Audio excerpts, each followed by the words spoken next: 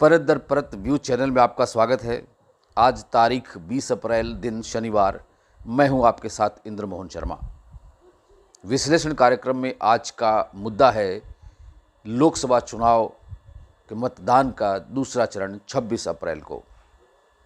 लोकसभा चुनाव 2024 का पहला जो मतदान का चरण था वह 19 अप्रैल को पूरा हो गया और अब दूसरा जो चरण है मतदान का वो 26 अप्रैल को होगा। आपको बता दें कि 19 अप्रैल को जो पहले चरण का मतदान हुआ वह कुल 62% हुआ, जो कि 2019 में पहले चरण के मतदान के जो हुआ था उस वक़्त 8% कम हुआ है।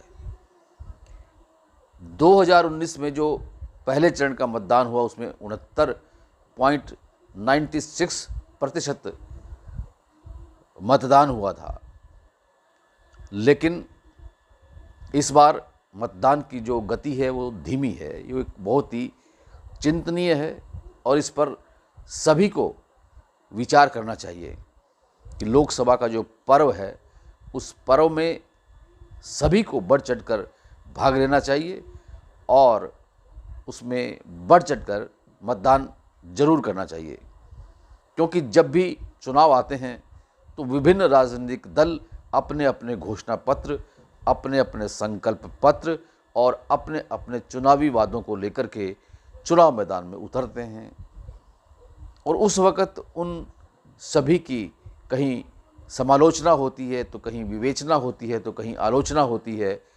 हर कोई कुछ न कुछ विचार उस पर व्यक्त करते हैं, लेकिन जब मतदान करने की बारी आती है तो मतदान करने से कई बार हिचकिचाते हैं, मतदान करने चाहते ही नहीं हैं। तो फिर ऐसी आलोचना करने का कोई फ़ायदा नहीं है, इसलिए मतदान अवश्य करना चाहिए। अब 26 अप्रैल को दूसरे चरण का मतदान होगा और आपको बता दें कि पहले चरण का जो मतदान हुआ था उसमें 21 राज्यों और केंद्र शासित प्रदेशों की 102 सीटों पर चुनाव हुआ था और उसमें मोदी मंत्रिमंडल के 9 मंत्रियों का जो सियासी भविष्य है वो ईवीएम में कैद हो चुका है। उनका जो परिणाम है वो 4 जून को आएगा और अब दूसरे चरण का जो मतदान होना है उसमें 89 सीटों पर होना है और उसमें भी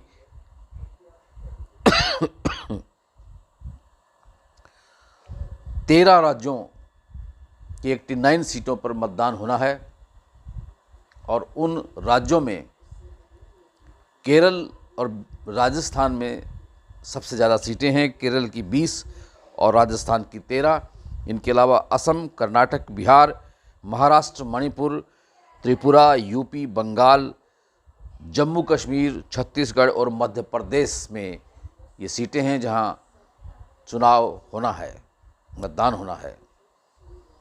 तो इन दूसरे चरण के जो मतदान है उसमें आपको बता दें कि यूपी के मथुरा सीट से फिल्म अभिनेत्री हेमा मालिनी चुनाव मैदान में हैं, तो वहीं मेरठ से टीवी सीरियल रामायण के जो राम की जो भूमिका अदा करते रहे हैं अरुण गोविल, वो चुनाव मैदान में हैं।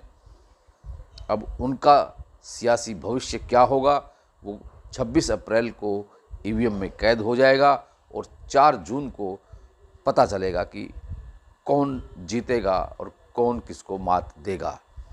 लेकिन हम फिर से परत दर परत व्यू चैनल की ओर से आपसे निवेदन करते हैं कि आप लोकसभा चुनाव में जहां कहीं भी आपको चुनाव के लिए मतदान करने की जगह मिले वहां मतदान जरूर करें जब भी आपकी बारी आए, चाहे वो दूसरे चरण में हो, चाहे वो तीसरे चरण में हो, चाहे वो चौथे चरण में हो, चाहे 5वें चरण में हो, चाहे 6ठे चरण में हो, चाहे 7वें चरण में हो, लेकिन मतदान जरूर करना चाहिए।